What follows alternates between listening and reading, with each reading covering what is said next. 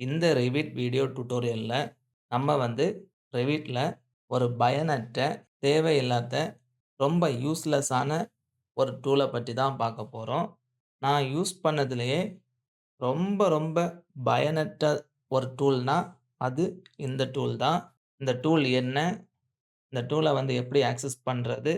எப்படி எடுக்கிறது? இந்த டூல நான் எதனால பயனற்றது, தேவையற்றது, யூஸ்லெஸ் அப்படின்னு நான் சொல்றேன். அப்படிங்கிறது இந்த வீடியோவ நீங்க பார்த்தீங்க அப்படின்னா, உங்களுக்கு தெரியும். வாங்க நம்ம வீடியோக்குள்ள போலாம்.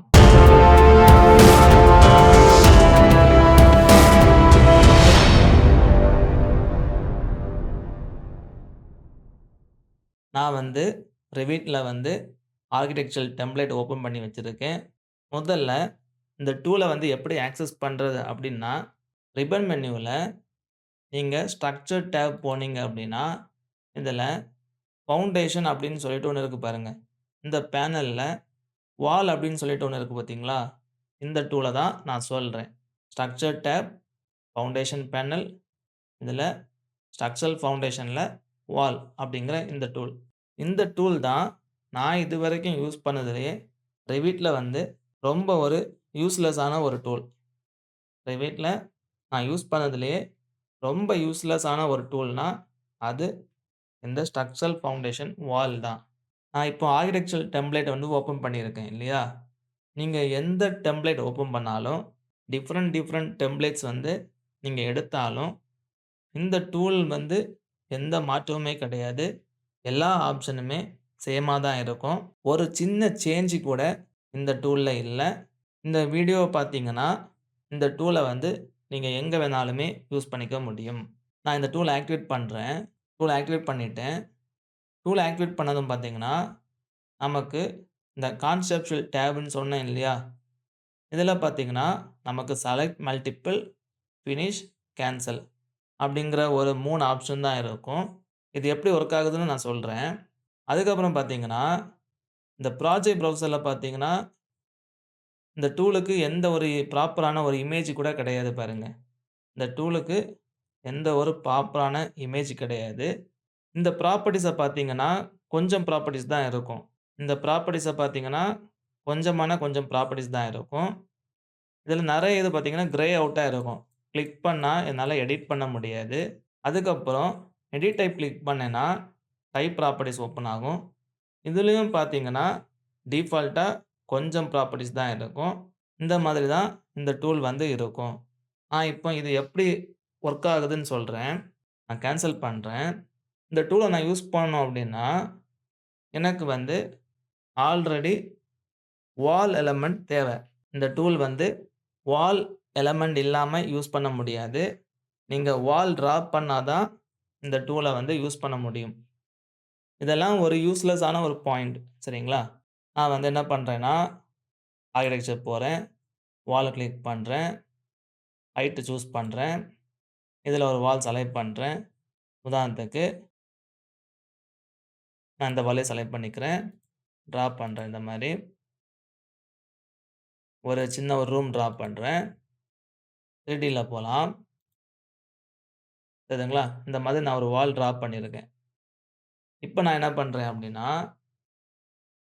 ஸ்ட்ரக்சர் போறேன். ஃபவுண்டேஷன் அப்படிங்கிறது போறேன். இந்த ஃபவுண்டேஷன் பேனல்ல வால் கிளிக் பண்றேன். வால் கிளிக் பண்ணிட்டேன். இப்ப நான் என்ன பண்றேன்னா, ஒரு வால செலக்ட் பண்றேன். இந்த மாரி செலக்ட் பண்ணேன் அப்டின்னா, பாட்டம்ல ஒரு ரெக்டாங்குலர் ஷேப்ல ஒண்ணு அப்ளை ஆகுது பார்த்தீங்களா? ஃபவுண்டேஷன். இதுதான் அந்த வால் ஃபவுண்டேஷன் அப்படிங்கிறது. சரிங்களா? பாட்டம்ல ரெக்டாங்குலர் ஷேப்ல ஒரு ஃபவுண்டேஷன் மாதிரி ஒண்ணு அப்ளை ஆகுது பார்த்தீங்களா? இதுதான் அந்த வால் ஃபவுண்டேஷன் அப்படிங்கிற டூல். இதில செலக்ட் மல்டிபிள் அப்படிங்கிறத நான் கிளிக் பண்ணல. ஒரு வால் தான் ஒரு டைம் என்னால செலக்ட் பண்ண முடியும். நான் இதே இது செலக்ட் மல்டிபிள் அப்படிங்கிறத கிளிக் பண்ணிட்டு, இந்த மாரி மவுஸ் வச்சு டிராக் பண்ணேன்னா, 1க்கும் மேற்பட்ட வால் செலக்ட் ஆகும். இப்ப நான் 2 வால் செலக்ட் பண்ணியிருக்கேன். பினிஷ் குடுத்தேன் அப்டின்னா, 2 வாலுக்கும் அப்ளை ஆகும். தெரியுதுங்களா? இதுதான் இந்த செலக்ட் மல்டிபிள் அப்டிங்கிற ஆப்ஷனோட வேல. வேற எந்த வேலையும் கிடையாது. கிளிக் பண்ணீங்க அப்டின்னா, செலக்ட் பண்றது. அவ்வளோதான் வேல. ஃபினிஷ் குடுத்தீங்கன்னா, இந்த மாதிரி ஒரு ஃபவுண்டேஷன் வந்து அப்ளை ஆகும். இப்ப நான் வந்து நம்ம ஆல்ரெடி கிரியேட் பண்ண இந்த ஃபவுண்டேஷன கிளிக் பண்றேன். ப்ராப்பர்ட்டீஸ் பார்த்தீங்க அப்டின்னா, ஃபர்ஸ்ட் வந்து எசென்சிட்டின்னு சொல்லிட்டு ஒரு ப்ராப்பர்ட்டீஸ் இருக்கும். இது என்ன அப்டிங்கிறது யாருக்காவது தெரிஞ்சவங்க கமெண்ட்ஸ்ல போடுங்க. நீங்க வந்து வேற எந்த டூல் வந்து ரொம்ப யூஸ்லெஸ்ஸா இருக்கு Revitல அப்டின்னு நீங்க ஃபீல் பண்றீங்க அப்டிங்கிறதும் கமெண்ட்ல போடுங்க. செலக்ட் பண்ணும்போது முதல்ல இருக்கிறது வந்து எசென்சிட்டி. இந்த டூல் எப்படி ஒர்க் ஆகும்னு நான் சொல்றேன். சொல்ற முன்னாடி வேற எல்லாத்தையும் நான் சொல்லிர்றேன். இந்த ஸ்ட்ரக்சர் அப்படிங்கிற இந்த ப்ராப்பர்ட்டி வந்து பார்த்தீங்கன்னா, ரீபார் வந்து அப்ளை பண்றது. டிஃபால்ட்டா வந்து இந்த ரீபார் வந்து அப்ளை ஆயிருக்கு இந்த டெம்ப்ளேட்ல. வேற டெம்ப்ளேட் நீங்க சூஸ் பண்ணீங்கன்னா, அதாவது ஸ்ட்ரக்சரல் டெம்ப்ளேட் நீங்க சூஸ் பண்ணீங்கன்னா, வேற ரீபார்ஸ் இருக்கும். அத நீங்க அப்ளை பண்ணிக்கலாம். இதுல டைமென்ஷன்ஸ் இருக்கு பார்த்தீங்களா? இது எதுவுமே என்னால எடிட் பண்ண முடியாது. இது ஆட்டோமேட்டிக்கா ரிவிட்டே கால்குலேட் பண்ணி எடுக்கிறது. இது பார்த்தீங்கன்னா, முதல்ல இருக்கிறது பார்த்தீங்கன்னா, லென்த் தெரியுதுங்களா? இந்த இடத்துல லென்த் காமிக்குது பாருங்க. 5990 அப்படின்னு. அதே தான் இங்கேயும் காமிக்குது. விட்த் அப்படிங்கிறது பார்த்தீங்கன்னா, 750. எலிவேஷன் அட் டாப் பார்த்தீங்கன்னா, 0. இது ஏன் 0ல இருக்கு அப்படின்னா, இப்ப நமக்கு இந்த எலிமெண்டோட லெவல் பார்த்தீங்கன்னா 0. 0 லெவல்ல இருக்கு இல்லையா? டாப். அதனால தான் இது 0ன்னு காமிக்குது. Elevation at top. Elevation at bottom அப்படிங்கிறது -275ன்னு காமிக்குது இல்லையா? இது வந்து இந்த 0லேருந்து இந்த பாட்டம் சர்ஃபேஸ் வந்து எவ்வளவு எலிவேஷன்ல இருக்குது அப்படின்னு சொல்லி காமிக்கிறது தான் இந்த எலிவேஷன் அட் பாட்டம் அப்படிங்கிறது. வால்யூம் அப்படிங்கிறது நமக்கு தெரியும். Length into width into height. அதாவது ஏரியா இன்டு ஹைட் இல்லையா? இங்க பார்த்தீங்கன்னா, இது ஒரு rectangular cuboid. Rectangular foundation element. அதனால வால்யூம் காமிக்குது. சரி. அதுக்கப்புறம் பார்த்தீங்கன்னா, ஐடென்டிட்டி டேட்டா, அதுக்கப்புறம் ஃபேசிங் பாராமீட்டர்ஸ், ஐஎஃப்சி பாராமீட்டர்ஸ் இருக்குது. தேவைக்கு ஏத்த மாரி கண்ட்ரோல் பண்ணிக்கலாம். நான் இதே இது எடிட் டைப் போறேன். இந்த எடிட் டைப்ல பார்த்தீங்கன்னா, முதல்ல இருக்கிறது பார்த்தீங்கன்னா, ஸ்ட்ரக்சரல் மெட்டீரியல். இதில ஏதாவது மெட்டீரியல் அப்ளை பண்ணணும்னா, நீங்க வந்து இத கிளிக் பண்ணீங்க அப்டின்னா, மெட்டீரியல் ப்ரௌசர் வந்து ஓப்பன் ஆகும். மெட்டீரியல் ப்ரௌசர யூஸ் பண்ணி நீங்க வந்து மெட்டீரியல்ஸ் அப்ளை பண்ணலாம். இப்போ உதாரணத்துக்கு நான் வந்து இத செலக்ட் பண்றேன்னு வச்சுக்கோங்களேன். ஓகே குடுக்குறேன். அப்ளை குடுக்குறேன். தெரியுதுங்களா? மெட்டீரியல் வந்து அப்ளை ஆகுது பாருங்க. ஸ்ட்ரக்சரல் யூசேஜ் பார்த்தீங்கன்னா, 2 ஆப்ஷன் தான் இருக்கும். ஒண்ணு ரீட்டெய்னிங், இன்னொன்னு பியரிங். பியரிங் அப்படிங்கிறது வெர்டிக்கல் லோட் எல்லாமே தாங்குற மாதிரி உள்ள எலமெண்ட். வெர்டிக்கல் லோட் அப்படிங்கிறது என்னன்னா, நமக்கு பில்டிங்ல வால் இருக்கும் பார்த்தீங்களா? வால்ல இருக்கிற லோட் வந்து கீழ இருக்கிற ஃப்ளோர்ல ஆக்ட் ஆகும்.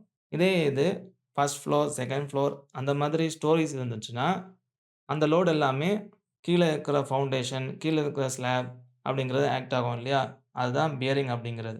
ரீட்டெய்னிங் அப்படிங்கிறது இந்த எல்லா லோடுமே சாயில்ல வந்து ஆக்ட் ஆகும். அதாவது கிரவுண்ட்ல இருக்கிற சாயில்ல ஆக்ட் ஆகும். சரிங்களா? அதுதான் ரீட்டெய்னிங் அப்படிங்கிறது. டைமென்ஷன்ஸ் பார்த்தீங்கன்னா, அட்ஜஸ்ட் பண்ணிக்க முடியும். இப்போ 750ன்னு இருக்கு இல்லையா? நான் இத வந்து 600ன்னு மாத்திக்கிறேன். அப்ளை குடுத்தேன்னா, இந்த விட்த் வந்து சேஞ்ச் ஆகும். விட்த் வந்து கம்மியாகும். இன்கிரீஸ் பண்ணிக்கலாம். ஃபவுண்டேஷனோட திக்னெஸ் வந்து 275ன்னு இருக்குது.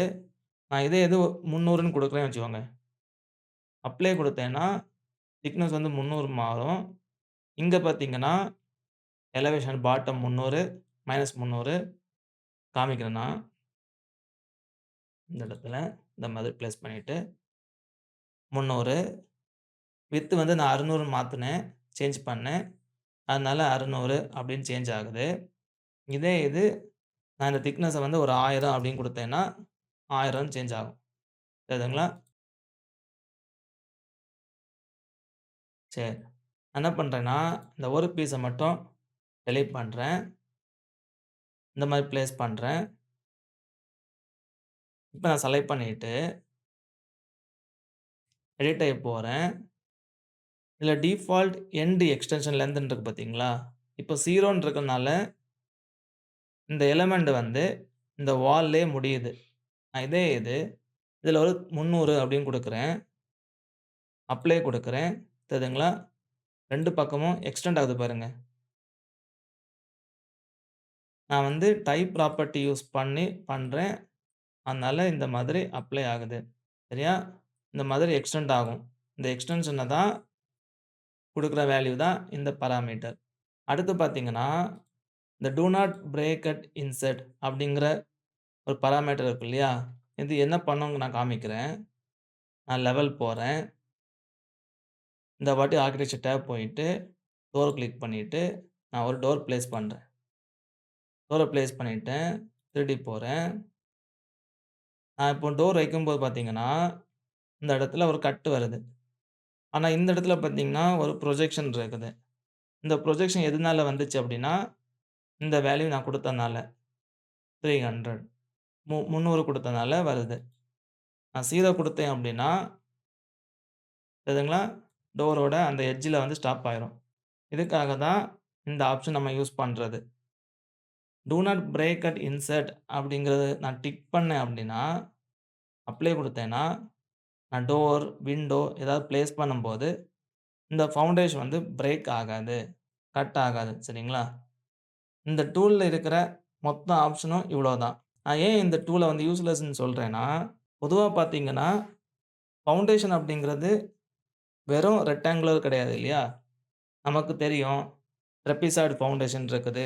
ஸ்டெப்டு ஃபவுண்டேஷன் இருக்குது. டிஃபரண்ட் ஷேப்ல வந்து ஃபவுண்டேஷன்ஸ் இருக்குது. இல்லையா? அந்த மாதிரி எந்த ஃபவுண்டேஷன் ஷேப்புமே இந்த டூல யூஸ் பண்ணி கிரியேட் பண்ண முடியாது. இந்த டூல யூஸ் பண்ணி ஒன்லி ரெக்டாங்குலர் இல்ல ஸ்கொயர் ஃபவுண்டேஷன் மட்டும் தான் கிரியேட் பண்ண முடியும். வேற எந்த ஷேப்புமே கிரியேட் பண்ண முடியாது. வேற எக்ஸ்ட்ரா எந்த ஆப்ஷனுமே இந்த டூல்ல கிடையாது. இந்த டூல்ல இருக்கிற ஆப்ஷனே இவ்வளோ தான். சரிங்களா? சரி. நான் இப்ப என்ன பண்றேன்னா, இந்த சென்டர்ல இருக்கிற இந்த ஃபவுண்டேஷன் டெலீட் பண்றேன். எதுக்காகன்னா, அந்த எசென்சிட்டின்னு சொல்லிட்டு ஒரு பாராமீட்டர் இருக்கு இல்லையா? அத காமிக்கிறதுக்கு. நான் வந்து இந்த மாரி பிளேஸ் பண்றேன். இப்ப நான் என்ன பண்றேன்னா, இந்த எசென்சிட்டி அப்படிங்கிறது எப்படி ஒர்க் ஆகுதுன்னு சொல்றேன். அத செலக்ட் பண்றேன். ப்ராப்பர்ட்டீஸ் போறேன். இந்த எசென்சிட்டில ஒரு 100 குடுக்குறேன். இந்த மாதிரி லெஃப்ட்டும், ரைட்டும் அட்ஜஸ்ட் பண்றது தான் இந்த எசென்சிட்டியோட வேல. சரியா? இப்ப நான் மைனஸ்ல வேல்யூ குடுத்தேன்னு வச்சுக்கோங்களேன், மைனஸ்ல மூவ் ஆகும். பாசிட்டிவ்ல குடுத்தேன்னா, பாசிட்டிவ்ல மூவ் ஆகும். சரிங்களா? இப்ப நான் வந்து ஒரு 150 குடுக்குறேன்னு வச்சுக்கோங்க. சரிங்களா? இந்த மாரி லெஃப்ட் அண்ட் ரைட் மூவ் ஆகுறது தான் இந்த எசென்சிட்டியோட வேல. இந்த எசென்சிட்டிக்கும் ஒரு லிமிட்டேஷன் இருக்குது. இந்த எசென்சிட்டி எப்படி ஒர்க் ஆகும் அப்டின்னா, இந்த ஃபார்முலா நான் சொல்ற இந்த ஃபார்முலாய பேஸ் பண்ணி தான் ஒர்க் ஆகும். இந்த வால் ஃபவுண்டேஷன் இருக்கு இல்லையா? நான் செலக்ட் பண்ணியிருக்கேன். இந்த ஃபவுண்டேஷன் திக்னெஸ் டிவைடட் பை 2 இத 2ஆல வகுத்தீங்க அப்டின்னா ஒரு வேல்யூ கிடைக்கும். அந்த வேல்யூவ இந்த வால் திக்னெஸ் இருக்கு பாருங்க. அதாவது வால் விட்த் இந்த இடத்துல இருக்கு இல்லையா? வால் விட்த். இந்த வால் விட்த் டிவைடட் பை 2 அதாவது 2ஆல வகுக்கணும். ஃபவுண்டேஷன் திக்னெஸ்ஸ 2ஆல வகுத்துட்டு, வால் விட்த்த வந்து 2ஆல வகுக்கணும். 2யும் வகுத்துட்டு மைனஸ் பண்ணீங்கன்னா ஒரு வேல்யூ கிடைக்கும். அந்த வேல்யூ தான் மேக்ஸிமம் எசென்சிட்டி வேல்யூ. அந்த வேல்யூவ தான் நீங்க மேக்ஸிமம் அப்ளை பண்ண முடியும். அதுக்கு மேல நீங்க அப்ளை பண்ணீங்கன்னா எடுத்துக்காது. இந்த மாதிரி லிமிட்டேஷன்ஸ் இருக்குது. இப்போ உங்களுக்கு தெரிஞ்சிருக்கும்னு நெனைக்கிறேன். இந்த டூல வந்து நான் ஏன் யூஸ்லெஸ்ன்னு சொல்றேன். ஏகப்பட்ட லிமிட்டேஷன்ஸ் வந்து இந்த டூல்ல இருக்குது. உங்களால டிஃபரண்ட் ஷேப் வந்து கிரியேட் பண்ண முடியாது. அட்லீஸ்ட் வேற ஏதாவது ப்ரொஃபைல் ஆட் பண்ணி கிரியேட் பண்ணலான்னு பார்த்தா அதுவும் முடியாது. எசென்சிட்டிய வந்து பார்த்தீங்கன்னா, இந்த ஃபார்முலாக்குள்ள மட்டும் தான் இது ஒர்க் ஆகும். பாராமீட்டர்ஸ் கண்ட்ரோல் பார்த்தீங்கன்னா, கொஞ்சம் பாராமீட்டர்ஸ் தான் இருக்குது. அத வச்சு மட்டும் தான் நம்ம கண்ட்ரோல் பண்ண முடியும். இந்த ஒரு ஷேப் மட்டும் தான் இந்த டூல்ல வந்து யூஸ் பண்ண முடியும். அதாவது ஸ்கொயர் ஷேப் மட்டும் தான் ஃபவுண்டேஷன் வந்து யூஸ் பண்ண முடியும். வேற எந்த ஷேப்புமே யூஸ் பண்ண முடியாது. சரி இந்த ஸ்கொயர் ஷேப் தான் நம்ம கிரியேட் பண்ணிட்டோம். இன்னொரு ஸ்கொயர் ஷேப் வந்து பாட்டம்ல கிரியேட் பண்ணலான்னு பார்த்தா அதுவும் முடியாது. நான் இப்போ ஸ்ட்ரக்சர் போயிட்டு, ஃபவுண்டேஷன்ல வால் கிளிக் பண்ணிட்டு, இத நான் செலக்ட் பண்ணலான்னு பார்த்தா செலக்ட் பண்ண கூட முடியாது. ஸ்டெப்டு ஃபவுண்டேஷன் மாதிரி கிரியேட் பண்ணலான்னு பார்த்தா அதுவும் முடியாது. இந்த மாதிரி நெறைய லிமிட்டேஷன்ஸ் வந்து இந்த ஒரு டூலுக்கு இருக்குது Revitல. அதனால தான் நான் இந்த டூல வந்து ரொம்ப யூஸ்லெஸ்ன்னு சொல்றேன். இந்த டூல் வந்து எனக்கு தெரிஞ்சு கிட்டத்தட்ட ஒரு 10 வருஷத்துக்கு மேல இப்படி தான் இருக்குது. இன்னும் இந்த டூல்ல எந்த அப்டேஷனும் வரல. இந்த டூல் வந்து எப்போ அப்டேஷன் வரும் அப்படின்னு சொல்லிட்டு நெறைய பேர் வெயிட் பண்ணிட்டு இருக்காங்க. நீங்களும் வெயிட் பண்றீங்க அப்படின்னா, நம்ம வீடியோவ லைக் பண்ணுங்க, கமெண்ட் பண்ணுங்க. இந்த சிம்பிளான ஒரு டூல வந்து நம்ம கொஞ்சம் அட்வான்ஸ்டா யூஸ் பண்ணலான்னு பார்த்தா, அதுவும் இந்த டூல்ல முடியாது. இந்த டூல மட்டும் அப்டேட் பண்ணி நமக்கு குடுத்தாங்க அப்டின்னா, நம்ம ஃபவுண்டேஷன் கிரியேட் பண்றதுலாம் இன்னும் ரொம்ப ஈஸியா இருக்கும். ரொம்ப ஆக்குரேட்டாவும் இருக்கும். டிஃபரண்ட் ஷேப்ல வந்து நம்ம கிரியேட் பண்ணவும் முடியும். ஆனா, இப்போதைக்கு அந்த லிமிட்டேஷன்ஸ் இருக்குது. அதெல்லாம் பண்ண முடியாது. அதனால தான் நான் இந்த டூல வந்து நான் யூஸ் பண்ணதுலயே Revitல இருக்கிற ஒரு வொர்ஸ்ட் டூல் இதுதான்னு சொல்லுவேன். உங்களுக்கு இந்த வீடியோ புடிச்சிருக்கும்னு நெனைக்கிறேன். புரிஞ்சிருக்கும்னு நம்புறேன். நம்ம சேனல சப்ஸ்கிரைப் பண்ணுங்க. பெல் பட்டன கிளிக் பண்ணுங்க. உங்க ஃபிரெண்ட்ஸ், உங்க ரிலேட்டிவ்ஸ் எல்லாருக்குமே ஷேர் பண்ணுங்க. அடுத்த வீடியோல உங்களை சந்திக்கிறேன். நன்றி, வணக்கம்.